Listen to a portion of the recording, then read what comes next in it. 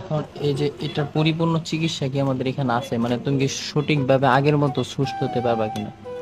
এটা রাখেন, আমি দিয়ে গেছি। আর যদি হচ্ছে এখন এই যে এটার পরিপূর্ণ চিকিৎসা কি আমাদের এখানে আছে? মানে তুমি কি সঠিকভাবে আগের মতো সুস্থ? হ্যালো দর্শক, জুনিয়র সাকিবের সাথে কিন্তু অমানবিক একটি ঘটনা ঘটাইছিল তার স্ত্রী শিকা।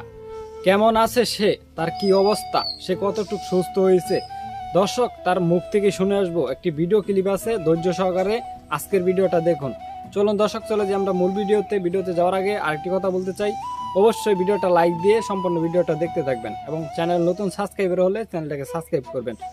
চলে যাই আমরা মূল ভিডিওতে। এই যে এটার পরিপূর্ণ চিকিৎসা কি আমাদের এখানে আছে? মানে তুমি কি সঠিকভাবে আগের মতো সুস্থ হতে পারবা কিনা? এটা রাখেন, আমি দিয়ে গেছি। আর যদি হচ্ছে এখন এই যে এটার পরিপূর্ণ চিকিৎসা কি আমাদের এখানে আছে? মানে তুমি কি সঠিকভাবে আগের মতো সুস্থ হতে পারবা কিনা? এটা বলতে পারতেছি না, কারণ এটা মহান আল্লাহ তাআলা জানে। বাকিটা হচ্ছে এই আমাদের বাংলাদেশে কি এটা সম্ভব? এটা বললো ডাক্তারে যে এই রোগে ট্রিটমেন্ট হয় না, তারপর পানি দাও।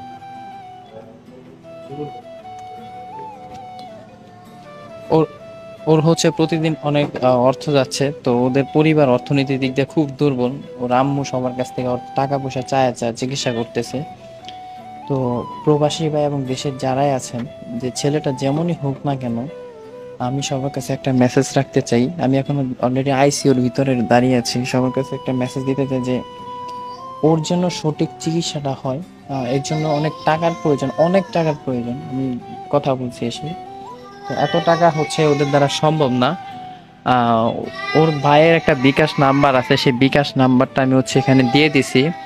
আপনারা হচ্ছে ওর ভাইয়ের সাথে কথা বলবেন, আর যে যেখান থেকে পারেন যতটুকু পারেন, প্রায় কয়েক লক্ষ টাকার বিষয়, এত টাকা তো দরকার নেই।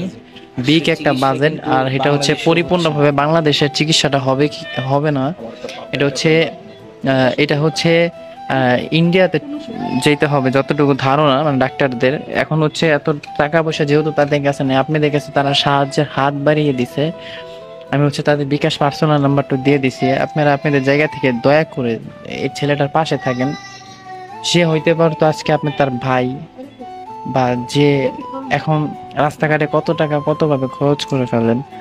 তো আমি বলবো যে ওর পাশে একটু দাঁড়ান, ওরকে 50টা টাকা বা 100 টাকা দিয়ে ওর পাশে একটু দাঁড়ান। কারণ দেখতেই পাচ্ছেন, আর আমাদের দেশে আমাদের ছেলেদের সাথে প্রায় সময় এমন হয়ে থাকে, সবাই শুধু মেয়েদের কথাগুলাই শুনে, মেয়েদের অন্তরের ব্যথাগুলাই শুনে।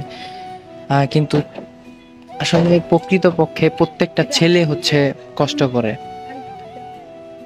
মানে একটা ছেলের জীবনের যদি বলা যায়, ওটা বলে শেষ করা যাবে না।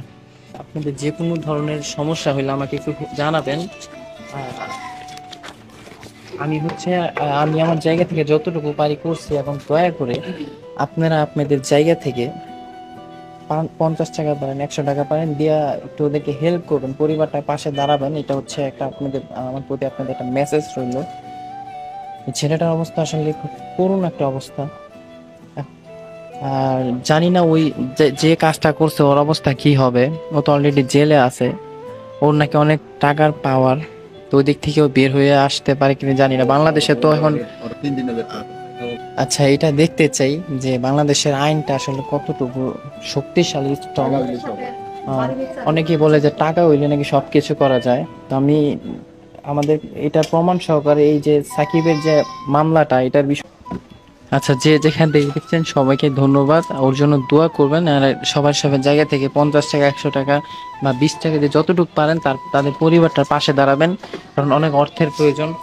আমি এটা রাখেন, আমি দিয়ে গেছি। আর যদি হচ্ছে যে কোনো ধরনের আমাকে একটু স্মরণ করবেন। আমার নাম্বার তো যে মিশার কাছে আছে, জুনিয়র মিশা।